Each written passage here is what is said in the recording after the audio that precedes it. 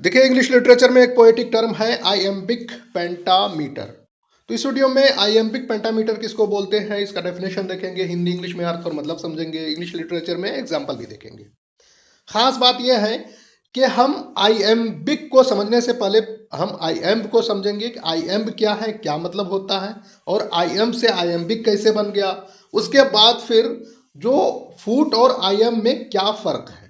तो चलिए वीडियो को स्टार्ट करते हैं। Welcome to English educator desk, आपका इंग्लिश एजुकेटर डेस्क पे स्वागत। आईएम्बिक, पहले इसका वर्ड ऑरिजिन देख लेते हैं, इटिमोलॉजी देखते हैं कि आइएम्बिक जो है ये लैटिन वर्ड आइएम्बस से लिया गया है या ग्रीक वर्ड आइएम्बोस से लिया गया है, और जिसका ओरिजिनल फॉर्म है आईएम्ब। आईएम्ब एक नाउन फॉर्म है, आइएम्बिक एडजेक्टिव बनाया गया है। तो यह पर पहले हम नाउन को समझते हैं, आईएम्ब को समझते हैं, तब फिर आइएम्बिक अपने आप समझ में आ जाएगा। देखिए, आईएम्ब का मतलब होता है फूट इन पोएट्री।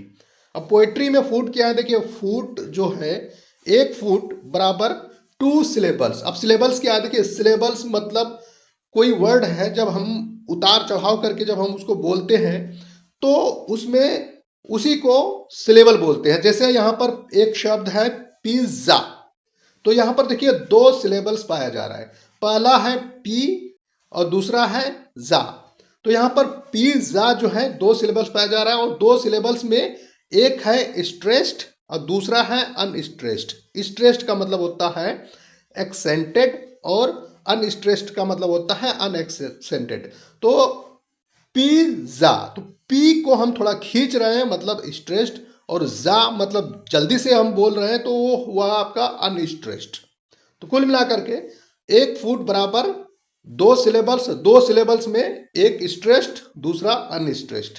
क्लियर है यहां तक। अब हम समझते हैं आईएम को। देखिए, फूट और आईएम दोनों सेम चीज है, बस फर्क यह है कि जब हम फूट बोलते हैं तो 2 सिलेबल्स पाया जाएगा, पहला स्ट्रेस्ड होगा दूसरा अनस्ट्रेस्ड होगा, जबकि आईएम में ऐसा नहीं है। आईएम में जस्ट इसका रिवर्स हो जाता है, मतलब उल्टा हो जाता है कि एक आईएम मतलब फर्स्ट सिलेबल अनस्ट्रेस्ड और सेकंड सिलेबल स्ट्रेस्ड। जैसे कि एग्जांपल है दी फील्ड्स, तो दी जो है बहुत जल्दी से पढ़ लिया गया, और फील्ड्स जो है यहां पर खींचा गया, उसको स्ट्रेस किया गया।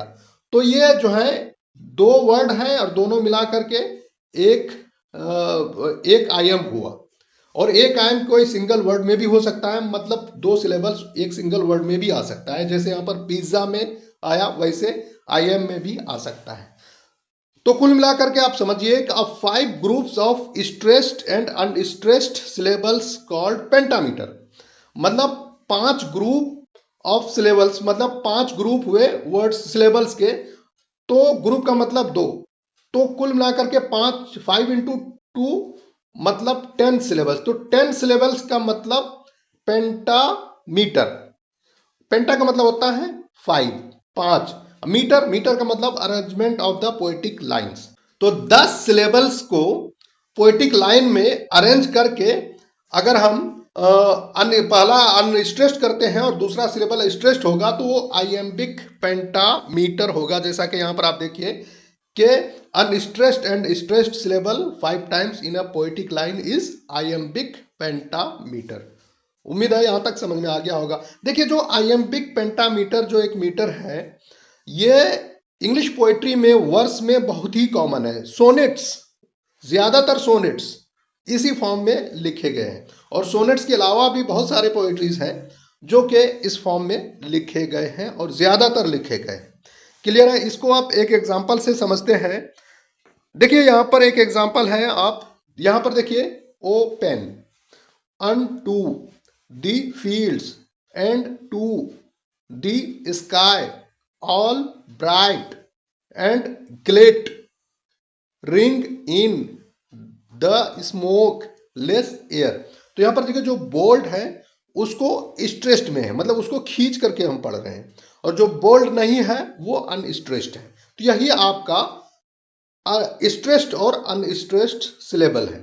तो ये जो है देखिए यहां पर आप जब काउंट करेंगे टोटल जो है एक लाइन में 10 सिलेबल्स हो रहे हैं। तो यही आपका पेंटामीटर है, क्योंकि अनस्ट्रेस्ड और स्ट्रेस्ड है तो ये आइएम्बिक पेंटामीटर कहलाएगा। एक सोनेट है पीबी शालिक द्वारा लिखा गया ode to the west wind. यहां पर आप देखिए कि जब आप इसको अनस्ट्रेस्ड और स्ट्रेस्ड को हिसाब से आप देखेंगे तो यहां पर पाएंगे कि 10 सिलेबल्स पाए जा रहे हैं एक लाइन में। तो यही आपका आइएम्बिक पेंटामीटर है। आप आगे पूरे पढ़ करके देख सकते हैं।